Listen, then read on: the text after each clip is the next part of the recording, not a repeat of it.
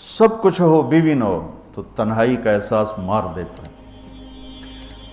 اس سے ایک اور مطلب نکلتا ہے کہ لباس کے بغیر ایک لمحہ گزارا نہیں۔ سارا دن پانی نہیں پیتے ہیں نا، اب میں بیان میں پانی پی رہا ہوں، لیکن 16 گھنٹے تو گزارے ہیں نا، پانی نہیں پیا، کھانا نہیں کھایا، 16 سیکنڈ لباس کے بغیر گزار سکتے ہیں؟ بولو۔ کوئی بھی کمرے میں نہ ہو، تم تنہا ہو، تم کپڑے اتارو تو تم اپنے آپ کو عجیب فیل کرو گے، تم خود اپنے آپ کو چادر میں چھپانے کی کوشش کرو گے۔ ان لباس ایک ایسی زبردست ضرورت ہے بلا دلیل کہ تم تنہا کمرے میں بھی کپڑے اتارو تو تم اپنے آپ کو عجیب سا محسوس کرتے ہو۔ اس سے پتہ چلا کہ بیوی کے بغیر کوئی زندگی نہیں ہے اور خامد کے بغیر عورت کی کوئی زندگی نہیں ہے۔ یہ ہمارا بدبخت معاشرہ ہندی کہ کسی بچی کو طلاق ہو جائے وہ گل سڑ کے مر جاتی، اس کی شادی نہیں ہوتی۔ کوئی جوان بچی بیوہ ہو جائے وہ سسک کے مر جاتی، اس کی شادی نہیں ہوتی۔ کوئی 40-50 سال کا ہو جائے مرد، اس کی بیوی مر جائے، کوئی اس کو لڑکی دینے کے لیے تیار کوئی نہیں۔ اور لباس کا لفظ بتاتا ہے کہ شادی کے بغیر انسان ننگا ہے، اور ننگے انسان کا کوئی کہیں بھی گزارا نہیں ہے۔ لفظ لباس بتاتا ہے کہ ہم اس چیز کو رواج دیں کہ شادیاں ہوں، بیوہ کی شادی ہو، مطلقہ کی شادی ہو، کوئی کس کی بیوی مر جاتی ہے۔ حضرت ابن مسعود کا فرمان ہے اگر میری موت میں 10 دن باقی ہوں تو بھی میں شادی کر لوں گا اگر میری بیوی مر جائے تو۔ ابو ہریرہ کہتے ہیں اگر میری زندگی میں 7 دن باقی ہوں اور میری بیوی مر جائے تو میں 1 ہفتہ بھی شادی کے بغیر نہیں رہوں گا، میں شادی کر لوں گا۔ تو ہم ایک ہندی معاشرے سے متاثر ہیں جہاں بیوہ کی کوئی سنوائی نہیں، مطلقہ کی کوئی سنوائی نہیں، اور کوئی جوان بھی 2-4 بچے ہیں اور بیوی مر جائے تو اس کی کوئی شادی نہیں ہے، وہ سسک کے وہ بلک کے زندگی گزارتے ہیں۔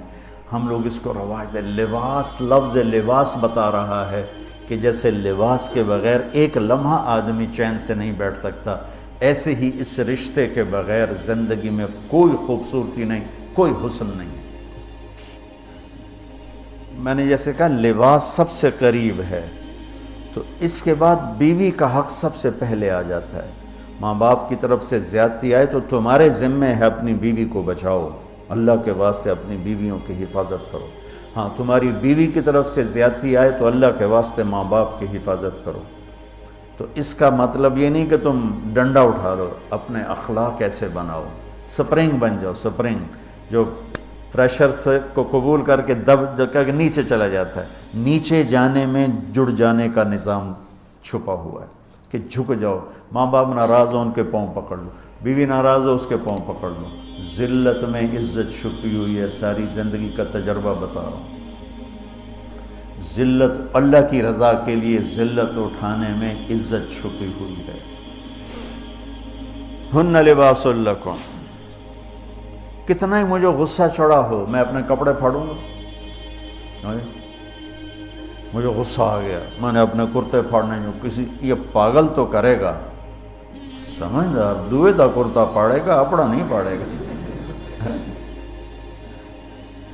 اب مجھے بیوی پہ غصہ چڑھ گیا تو میرا لباس ہے، اس کو تار کر دوں، گالیاں دوں، تھپڑ ماروں، تو ایسے جیسے میں اپنے کرتے کو پھاڑ رہا اور اپنے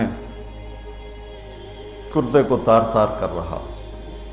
بیوی کو غصہ چڑھے تو وہ اپنے کپڑے پھاڑتی ہے۔ کپڑوں کے لیے کتنے حفاظتی نظام ہیں، الماریاں بنی ہوئی ہیں اور ہینگر بنے ہوئے ہیں، کریز خراب نہ ہو۔ میں جب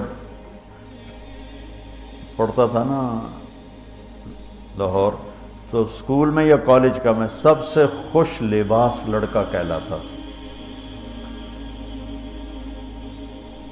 کہ میں اپنی اسکول سے آ کر نا، اب ہاسٹل میں کوئی استریاں تو ہیں نہیں، نہ ہی کوئی نوکر، تو اپنی پتلون کو ایسے ہاتھوں سے استری کرنا اور کر کے پھر تہ لگانا، پھر سرانے کے نیچے رکھنا اور اس کے اوپر سونا تاکہ